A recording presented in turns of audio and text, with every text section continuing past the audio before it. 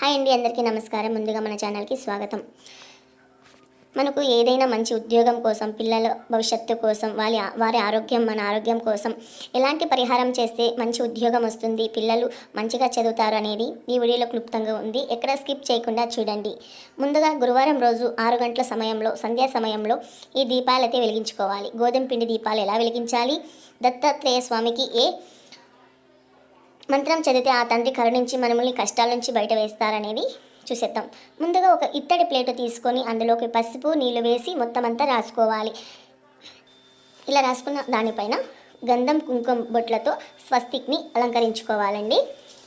ఇలా అలంకరించుకున్న తర్వాత ఇందులోకి 2 తమలపాకులు పెట్టేసుకొని తమలపాకుల పైన కూడా పసుపు గంధం కుంకుమ బట్టలు పెట్టుకోవాలి. చాలా మంచి పరిహారం అండి. ఇది తప్పకుండా చేసుకోండి. మీ పిల్లల చదువులు, మంచి ఉద్యోగం కోసం ఏదైనా సంకల్పం దేవునికి చెప్పుకుంటూ ఈ పరిహారం అనేది చేసుకోండి, కంపల్సరీ నెరవేరుతుంది. ఇలా పెట్టుకున్న తర్వాత వాటిపైన అక్షంతులు పూలతో అలంకరించుకుందాం.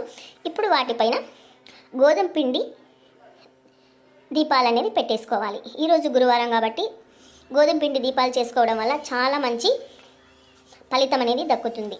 ఇలా గోధుమ పిండి దీపాలకు గంధం కుంకుమ బొట్లతో అలంకరించుకోవాలి. మనం దీపాలను లక్ష్మీదేవితో భావిస్తాము కాబట్టి మంచిగా అలంకరించుకోవాలి. ఇలా కుంకుమ బొట్లు పెట్టిన తర్వాత అందులో కొబ్బరి నూనె వేసుకుంటున్నాను నేను. మీరు ఆవు నెయ్యి అయినా వేసుకోండి, లేదంటే కొబ్బరి నూనెతో అయినా ఈ దీపాలు అనేది వెలిగించుకోవచ్చు. సాయంకాలం 6 గంటల సమయంలోనే ఈ దీపం అనేది వెలిగించుకోవాలి.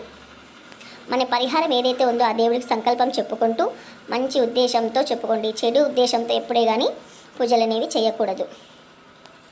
మంచి సంకల్పాన్ని దేవుడికి చెప్పుకుంటూ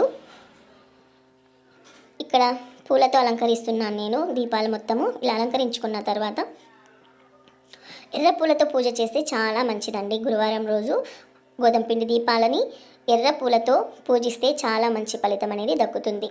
ఇలా వేసిన తర్వాత ఇప్పుడు దీపాలను అగరవత్తితో కానీ ఏకహారతితో కానీ వెలిగించాలి. అగ్గపుల్లతో అస్సలు వెలిగించకూడదు.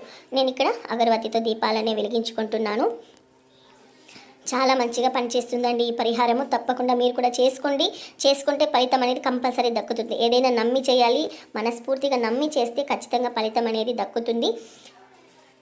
కాబట్టి తప్పకుండా మీరు చేసుకోండి. ఇలా దీపం వెలిగించిన తర్వాత అక్షంతులు పూలు వేస్తూ ఓం ద్రాం దత్తాత్రేయాయ నమః, ఓం ద్రాం దత్తాత్రేయాయ నమః అంటూ 108 సార్లు జపిస్తే గనక ఆ దత్తాత్రేయ స్వామికి ఎంతో ఇష్టమైన శ్లోకం అండి ఇది. ఈ శ్లోకాన్ని జపిస్తే కనుక ఖచ్చితంగా కరుణించి మన పైన దయాదాక్ష ఉంచి ఆ తండ్రి అనేది మన కోరికలు ఖచ్చితంగా నెరవేరుస్తాడు. మీరు ఈ మంత్రం మాత్రం ఖచ్చితంగా జపించాలి. ఓం ద్రం దత్తాత్రేయాయ నమః అంటూ అక్షంతులు పూలు వేస్తూ ఆ దీపాన్ని పూజించిన తర్వాత ఈ దీపం తీసుకెళ్ళి దత్తాత్రేయ స్వామి ముందు పెట్టి కర్పూర హారతితో నమస్కరించి హారతి ఇచ్చిన తర్వాత మీ సంకల్పం గట్టిగా నెరవేరాలి స్వామి, నా సంకల్పం అని దేవుడికి వేడుకుంటూ ఈ పూజ అనేది ముగించండి. ఖచ్చితంగా చేయండి. అలాగే ఎన్ని వారాలు చేస్తారు, 3 వారాలు, 11 వారాలు, 9 వారాలు ఇలా సంకల్పం చెప్పుకుంటూ ఎన్ని వారాలు చేస్తారో చెప్పుకుంటూ ఈ పూజ అనేది ముగించండి. మీకు అంతా మంచిగా జరుగుతుంది.